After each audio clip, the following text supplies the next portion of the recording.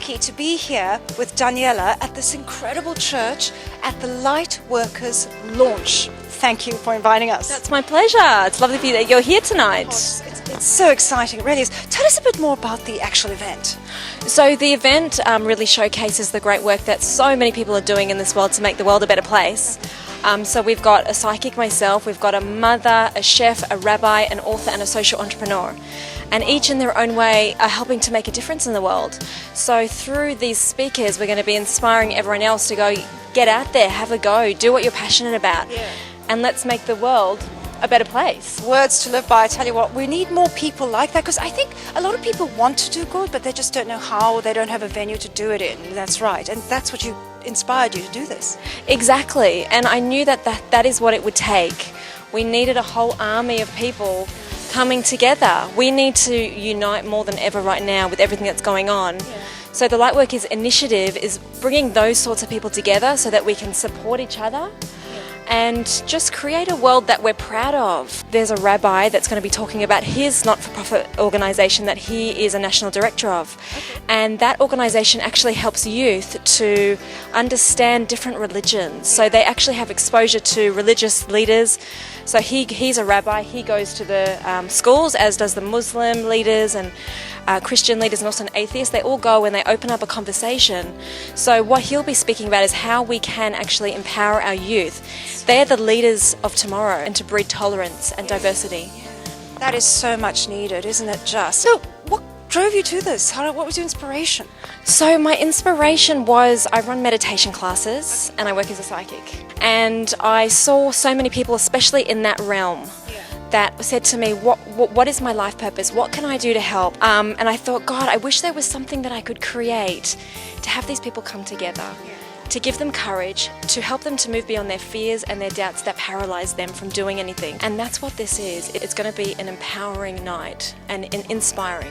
And you're going to have eats as well. There's a gorgeous gourmet chef, isn't there, involved? There is, yeah. She's a gluten-free whole food chef. Delicious, yummy food. Actually really excited about that. I don't know if we're more looking forward to the speakers or the food tonight.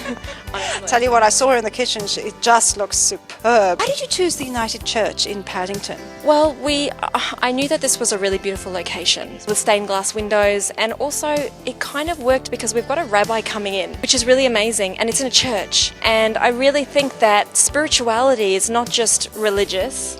Spirituality is everything. So the fact that we're having it in a church, and so many spiritual people are opposed to religion in some way because they think that they're trying to run away, but I think if we can merge it all together, that's actually the ultimate. So this is not a religious event, it's a spiritual event, and yet we're embodying the energy of all, like the oneness of all of us, if that makes sense. It makes wonderful sense. It really does. Yeah. And now you're a psychic as well, so you're very spiritual in yourself.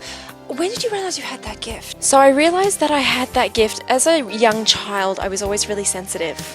And I always knew if someone was lying or telling the truth. I could always tell what was in someone's heart, regardless of how they were expressing themselves.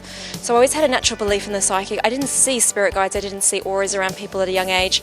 And then in my teenage years, I really started to develop my psychic abilities because I was going through a difficult time, and as I took the time to look within myself, my gifts started to develop. Gifts usually open up for people when there's a desire to be of service, because gifts are meant to be given to others. So when we have a desire and intention to help others, that's when things actually really start to kick in, whether that's our gifts or our life purpose or whatever it might be. So it's interesting how energy actually gets called through you when you have a really strong intention. Now, a lot of the proceeds from tonight are going to charities, aren't they? Which charities are involved?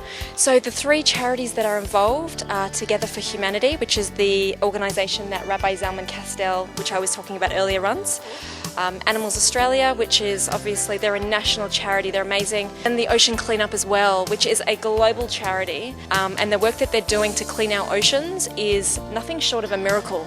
We are wanting to have these events twice a year, at least, and we're also wanting to run them around Australia and then potentially worldwide as well. We can see that there's a real need for these sort of events in the world. People are ready. And we can find you on Facebook? Yes, you can go to facebook.com/Lightworkers Initiative. We've got a website which is lightworkersinitiative.com.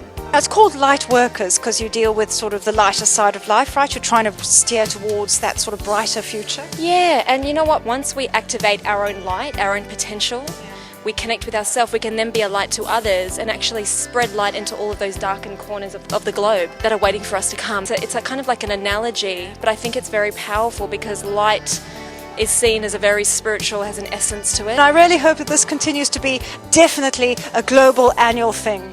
Thank you, thank you. No worries. We'll see you guys again next time.